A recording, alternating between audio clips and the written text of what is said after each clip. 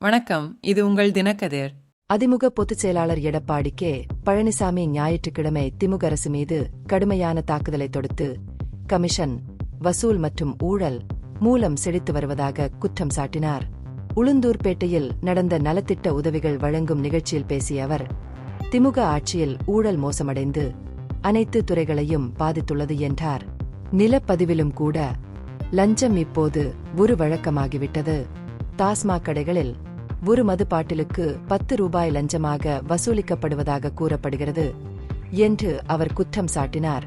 சட்டம் ஒழுங்கு சீர்குலைவு மற்றும் தடை செய்யப்பட்ட பொருட்களின் புழக்கம் அதிகரிப்பதை மேலும் விமர்சித்தார்.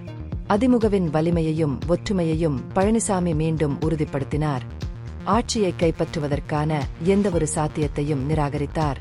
பாஜகவுடனான கட்சியின் கூட்டணியை முதல்வர் ஸ்டாலினால் ஜீரணிக்க முடியவில்லை என்றார். அதிமுக முடிந்துவிட்டது என்று ஸ்டாலின் கூறுகிறார். ஆனால் அது வெறும் ஆசைக்குரிய சிந்தனை. இங்குள்ள பெரும் வாக்குப்பதிவை பாருங்கள் என்று அவர் கூட்டத்தில் கூறினார்.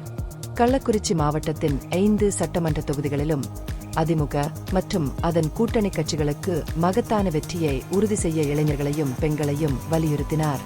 கட்சியின் உறுதியான தன்மையை எடுத்துரைத்த பழனிசாமி, கட்சியின் நிறுவனர் எம்.ஜே. ராமச்சந்திரன் மறைவுக்கு பிறகும் திமுக தலைவர் எம். கருணாநிதி அதிமுகவை கலைக்க தவறிவிட்டார் என்றும் கூறினார்.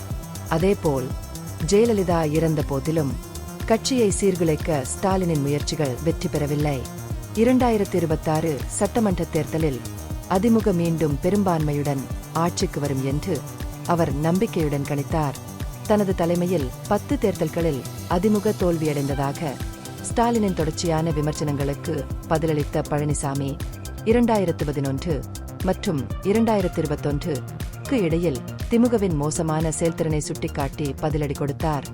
2011இல் எதிர்க்கட்சியில் அமர போதுமான இடங்களை கூட திமுகவால் பெற முடியவில்லை.